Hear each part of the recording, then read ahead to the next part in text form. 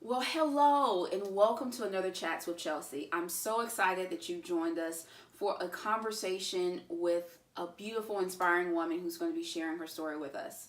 Today, I have a friend of mine, Patrice Lewis. She's an attorney, a communication strategist. You'll see how eloquently she speaks, probably a little bit better than me. She is a pastor's kid. And so we're going to be talking about faith, her journey to find God and what that looks like for someone who grew up in the church. And so I hope you'll stay tuned to hear her story and hear how inspiring, motivational. And one of the things I love about Patrice is that first off, she's very fashionable. I love how she does her raps and stuff. But the other thing that I love about Patrice is that she's very authentic. So you're in for a treat today. So welcome, Patrice, to Chats with Chelsea. Thank you, Chelsea. I'm excited to be here. Thanks again. Thank you. Patrice, so you are from Roanoke? Yes, Roanoke, Virginia. You're a pastor's kid. I am a PK. Yes. Okay, tell us. So you're now in Richmond. Tell us what it was like growing up as a pastor's kid. It was honestly really good for me. And the more that I learn or understand younger or other churches or dealing with other places, I realized how good I had it as a PK. Okay. My parents are very authentic, and that's why I'm authentic, is who they were, in the pulpit is exactly who they were at home. They were all about service and all about being in the church, and the lives that they lived were examples for me and my brother. And the church that I had, the church home that I had, my parents are from Texas. Okay. They have all their family there. My dad's job at the time, he was working for a Gulf Oil Company, and they transferred him to Roanoke, and then he got called into the ministry and just stayed. So in 38 years, he just celebrated 38. Yes, 38 years as a pastor. 40 years preaching, 38 years as a pastor. Wow. Yes. Long time. A lot of wisdom and experience and stories, I can imagine. Yes. They've tested, tried, and true. Yes, definitely. But the thing that I can appreciate from them is that we never felt the struggle. And I'm sure and I know that they struggled, but it was kind of kept hidden from us so that we could be kids and grow up and not necessarily understand that adult situations and adult life, which was good.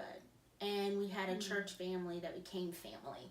So every time we go back, they're still family. And I really appreciated that and felt like I lived a pretty plush life as a kid and as a child. I love hearing that from you because, as many of you all know, I'm married to a pastor.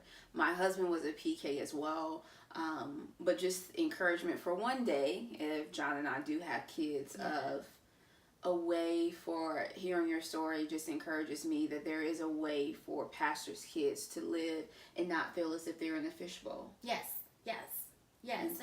And you do have a spotlight on you. You always will. Right. You always feel that you have to make sure that your nose is clean and anything that you do and how you present yourself. But the authenticity of my parents and knowing that the faith that they had and how they were was the same in the pulpit as they are at home was very encouraging for me and my brother to be authentic in how we are. So that's what I encourage you to do with your children. Well, I appreciate that. And your brother, 7 years older than you. Yes. So tell us about that. That dynamic, him being older, the age difference. And it was interesting. Growing up, being younger, it didn't really feel like much of an age difference. He was always kind of my role model. Okay. So he wanted to go to UVA. I wanted to go to UVA. Just because he wanted to go to UVA. He, was a big Cowboys fan, and all our family are Cowboys fans. So I'm a Cowboys fan, and I really looked up to him growing up. But then, once he got to like high school, in college, it was mainly me with my parents. So I felt like an only child a little bit. But he was always there. And then once I became an adult, our relationship even shifted more because we could talk about some of the experiences that we've had, especially when I went to college. So, you know, we had the same college experiences, which were really good. And our relationship grew through that to where, you know, I can count on my brother for anything now. He can count on me, and we can have really adult conversations, and it'd be good. That's beautiful. Tell us, how did you get to Richmond from Roanoke? So, it's a whirlwind of a story. All right, we're ready.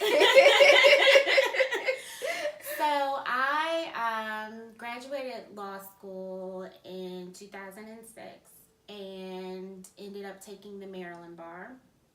And after taking the bar, I came back home to Roanoke. My uncle is a judge in Maryland, so he was my influence into being a judge, being a lawyer. And that's why I took the Maryland bar. I thought I was going to move up there. Came to back to Roanoke, and it was 2006. And though people don't realize, because it was before the economy actually we had a downturn in the economy. It was the highest number at the time of law school graduates. And they were having a hard time finding jobs. So I came home and I was putting my resume out everywhere. Like, I'm going to move to Maryland. Couldn't get an interview. I had talked to my mom and talked to my uncle. I tried to use my connections. Couldn't get anything. And so for a year, I didn't have a job. And so I was in Roanoke and stressed out. Living with your parents. Yeah. And at this point, I was like, I wanted to give up. I was like, forget it, you know. I spent all this money, though. Like, how am I going to pay these, you know. Right, exactly. And my parents they tried, you know, my mom was like, you know, listen to Tony Evans. I've got some CDs. He's talking about Daniel, you know, listen to these. I'm like, Mom. I just want a job. Right? Like, I'm not trying to listen to Tony Evans right now. But I did, and it was really helpful. And my dad was preaching a series. He was doing a Bible study series on Revelation, and he had talked about the church in Myrna and how it was very inspirational at that time for me about having joy and not giving up. So I said, I'm not going to give up. Right.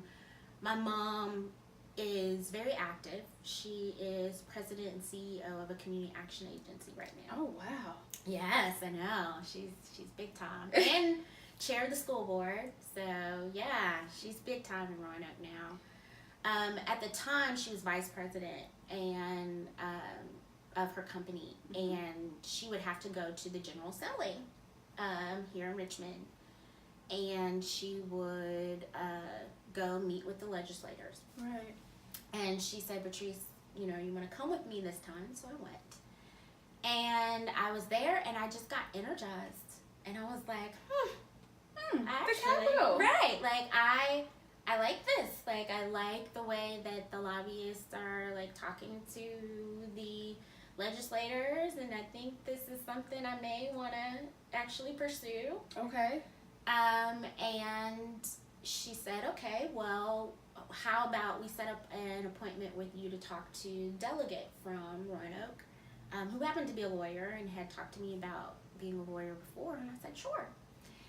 So we ended up talking to him, and he's like interviewing me at this time for a legislative assistant position that he needed. And so, like, it was like, oh, okay. I thought this was a conversation. Right, exactly. And he basically, I became his legislative assistant. Wow. And worked for him for a couple of years. doing some contract attorney work in between while working at the General Assembly. And I said, I like Richmond, so maybe I'll stay. And happened to be volunteering for the Black Legislative Caucus event. Okay. And while I was there, this young lady said, can I leave my bag here? And I'm like, sure. Leave your purse, go in, talk. She came back out, we're chatting, and she said, I told her who I worked for, and she said that she was the outreach director for Senator Warner. And I told her, I would actually like a job with Senator Warner, like a full-time position. She said, you told her that right there in the conversation. Okay, so get this. I want to make sure you ladies are getting this. She was working an event, doing what she was supposed to be doing, but she was also marketing and making it very clear. Oh, I want to work for the senator. Right, exactly. And I'd applied actually for him, and I put my application in. It was online. Had heard nothing. And it was God. It was, I'm volunteering at this event. She happens to put her purse down and comes back, and we strike up a conversation. And she told me they were hiring for the outreach position, and give her my resume. So I ended up giving her my resume. And then how things worked, and ended up working for Senator Warner. That's how I got here. So let me make sure we're all on the same page. So Patrice graduated law school. For a whole year, she couldn't find a job. She said, hey, Mom, this is in Chelsi's voice. I'm going to tag along with you to the Capitol. Became inspired, intrigued, got connected with one of her local delegates. They hired her just from a conversation. And then she's volunteering at this event, and she strikes up a conversation and said, hey, I've applied. And I want to work for the senator. And she gets hired. I just want to encourage you ladies who are watching this that, as this has been a zigzag journey just from what we've heard so far. And so even though the line may not be straight, there is a destination that God has for you. And so make sure you're being obedient, but also make sure you're using wisdom and being proactive in your search and getting to figure out where it is that he has you. So through this, you mentioned, Patrice, your mom that year when you were home, the Dr. Evans CDs, and you kind of weren't feeling it. Through that year, and just from the other struggles that you've been through, tell me how you remain this woman of God, who is standing in her faith even in the midst of different struggles and circumstances. Tell us how that faith formed. So I could say that even though I had very faithful and strong parents, that not struggling for me made it easy. So you could easily say, I felt like I was in control a lot. UVA, I actually studied and was able to get into the school. Got into law school. I'd always wanted to go to law school. Was able to get into law school. So I didn't really have a struggle lifestyle until I took the bar for Maryland. And before then, I was kind of concerned. I didn't necessarily want to practice conventional law. I'm like, do I really want to take a bar? Right? Know about that. And so, but then I said, okay, I'm going to take the Maryland bar, and had positioned myself and gotten myself ready to take this Maryland bar. And 2 days after graduating, I'm going to move up to Baltimore. No family, I have an uncle, he's in Bowie, so it's a couple hours away. But I'm going to move up to Baltimore, me and a friend of mine who is also going to take the Maryland bar. And we get up there, and, her move-in is smooth to where she needs to go. It's time for me to move in, and I have to go to the city government office for a permit for parking. I go, and they're closed at this time. So I'm like, okay, well, can't do that right now. Go back into the car. Can't find my keys. End up going back into the place. Finally found my keys. Glad to find my keys. But basically, I couldn't move in the day that I was going to move in. Because I couldn't find the permit. So I stayed the night at my friend's. Next day, get the permit. It is pouring down raining when I move in. There's only street parking, so I'm like soaked. I can only you're drenched. You're just yes. Okay. And yeah, you're like okay. That night, and I'm in Baltimore. Couldn't find parking around my place, and drove around for 30-some minutes, so I couldn't stay the second night at my place. I had to stay at my friend's house. Couple weeks, or maybe like a few days actually later, we're going to our Barbary class, and you know, the bar itself is just ridiculous. I do. So going to Barbary, going to get books, I give them my name, and they say, oh, we don't have you for Maryland, we had you for Virginia. So we don't have books for you right now. So this is like strike 3 already. Yes. Yes. And so we had to get that situated. I had put in my application a long time before, and I used my uncle's address because he was in Maryland. I thought it would be easier. The day the applications are due, my uncle calls me, and he says, I got this package returned. It's your application. It was given to the address, and it's the wrong address. And the applications were due noon that day, and he probably called around 9. So I had to drive down to get it and to deliver it to the people probably like at 11 o'clock. And like, here's my application. What were you feeling in that moment?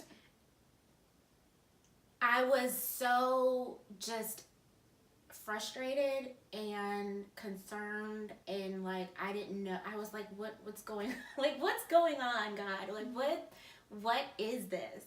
Because I hadn't felt struggle before. And even though it's not a big struggle, it was starting to be like just back to back. Right. And I was thinking, well, maybe I am supposed to take the Virginia bar. Maybe I was supposed to take the Virginia bar, but then I'm up here. So what am I doing? Like, what is this about? So, and this is 60 days of just kind of back to back stuff. I had budgeted for a certain amount of time to being up there, but I started to run out of money to the point where I would just get one meal a day and like eat that meal, try to eat it for the whole day because I was running out of money. Did you tell your parents, Patrice? I did not tell my parents. And I was ashamed to tell them. I had pride. But it was also like, they're all the way in Roanoke. I'm here in Baltimore. What really can they do at this point? I'm an adult. I need to start being an adult. So they didn't know. They had no idea. A week and a half before the bar, everybody else knew where they were supposed to be, where they were taking the bar. I didn't. I hadn't gotten any information. And it's a week and a half. And at that point, I broke down because I just, what am I doing? Like, what am I doing? What's going on? I'm struggling for this bar I may not even be taking. Like, I'm going through all of this for what? And my friend who happened to be up there, and I decided to go to New Psalmist church up there. Bishop Thomas is the pastor. And I can say I had been slipping on going to church because I was so focused on studying for the bar. But when I was there, I was reminded of my purpose in life. and my faith. And I was reminded that God is who he is, and he doesn't just take you through it. He puts you at the end. So you're not just going to be stuck in this struggle life. You're going to come out victorious in whatever you do. And so I think that was the moment where it was, okay, I have to trust him. I have no other choice. I don't have anybody else around. I have no other choice but to trust him. And I can't depend on my parents to do anything. I can't depend on everybody else that I'm used to doing. Mm-hmm. It's me and him. And so I finally did get my packet and stuff and information. Took that bar. I was so glad to take. I mean, it was probably one of the. Yeah, you made it. Right. You took it. Like taking the bar in itself, you're like, I'm glad. For me, it was even more of, I'm glad that I've gone through. Mm-hmm. And so when I got those results, it was probably even more victorious for me than it would have just been getting the results, just taking a bar and not having gone through what I went through. Because I passed on the first time. And that's kind of rare not everybody gets that opportunity. You're right. I had to take it twice. So. Right. So I know. And so when I saw that, when I saw those results and saw that I had passed and that all that I had gone through, and that God showed up like right on time. It wasn't a moment before. It wasn't late. He was exactly on time. It was like, I can't help but praise him because he brought me through that. So even though I struggled later, couldn't get a job, had the same moment of like, God's like, did you forget? What I just brought you through? He has always shown up exactly when I've needed him to show up. And I am always reminded of that moment and those moments of struggle and those moments where I didn't know what was going on and I had no other choice to trust him. And he has done so much in my life where I have no other choice but to trust him. And he reminds me that he's there when I want to give up. He continues to remind me. Your story is powerful, because it's one that hits on so many different aspects that women may be struggling with. Yet the biggest thing that we all struggle with as people of faith is our trust. Is trusting God, because we're trusting someone who we've never seen. Right. We're trusting that the words that we read in the Bible are true. Right? That they're true. They're his words, and that it is a true account in history. And I'm just so encouraged and reminded of it, just like you said, Patrice, that he is always on time. Always. And so it reminds me of situations that are happening now, different things that are happening in lives of people I know. And it's, if I could tell you anything, is to trust God. Yes. And in that, as we heard in Patrice's story, when you're trusting him, it doesn't alleviate the problems, but what it does mean is that you're never alone. Right. He was with her every step of the way, and that he is in control. He created the universe. I'm thinking about the verse in Hebrews where he says that he had to swear by his own name because there was no greater, and how easily we forget that in the face of our trials, tribulation, persecutions, afflictions, that we're not praying to a statue. Right. We're not praying to someone who's called themselves God because that's who they want it to be. We're, trusting in someone who is who he says that he is. Yes. And it's not always easy, but it's a great reminder for us, because there's still going to be things that we're going to go through, and for those who are watching, that he is always on time. Always. Exactly on time. Exactly. She said that with precision. Like, let me tell you. Yes. So tell us, what has life been like since leaving the senator's office?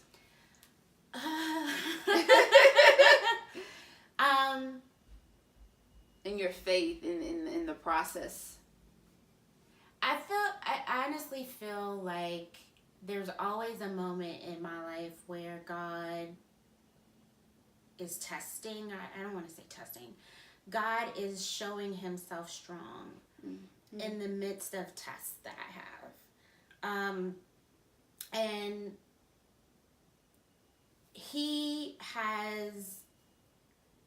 I left the senator's office wanting to focus more on Richmond, where I was traveling a lot. And I wanted to get out of politics. And there were moments where life was really difficult, especially in Richmond, because there's a lot of history here and a lot of it affects so much of how things work and how people work, that they don't even know it. Those inherent biases. Exactly. And it was hard for me, because there were moments where I'm the only Black person in a situation, and there's nobody else I can talk to about what I'm feeling or what I'm going through. There were moments I was like, God, like nobody sees this. This is totally not this is not what's supposed to be happening. It is, and it was hard for me. And I remember talking to my mom about a certain situation where I was put in an administrative position, and knowing that I'm a lawyer, knowing that I have all these talents, but I was put there. I was the only Black person. The person that could have been the administrative person was elevated to a position, and there was nothing I could do.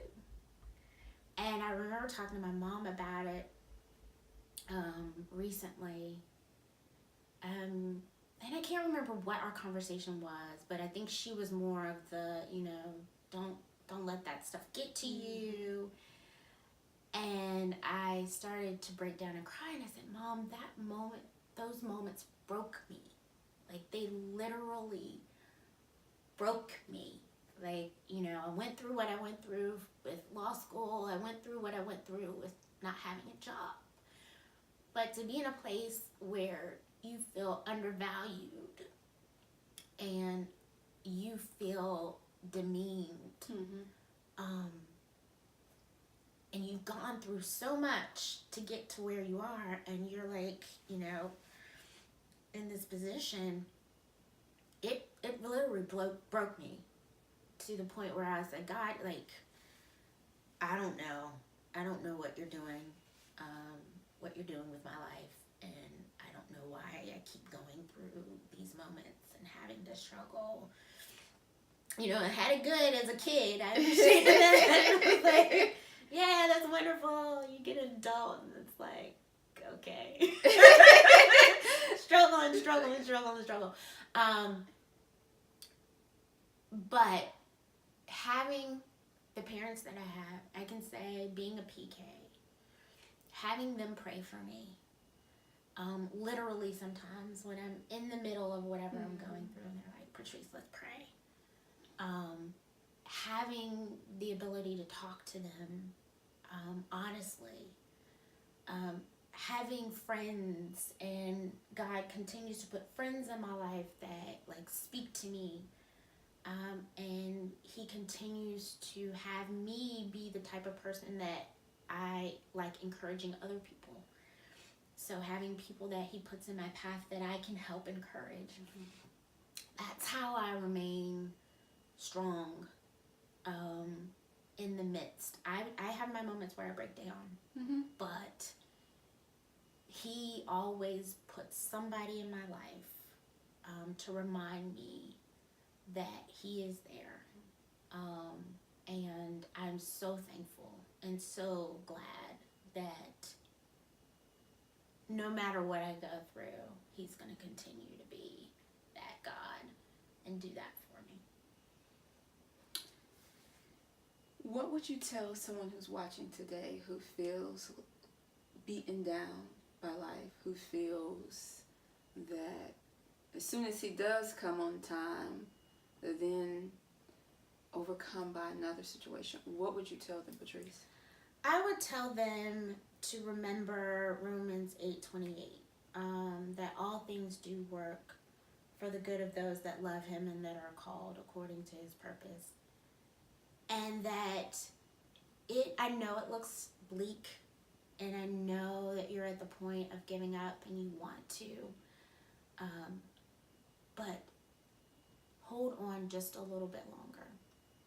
And once you start to realize that you've held on just a little bit longer, and just a little bit longer, and just a little bit longer, that you're still there, and you're still moving, and you're still working, and you're still surviving, and you're still thriving, and it's hard and it's difficult, but you are still making it. And that's because he really works it all for the good of you.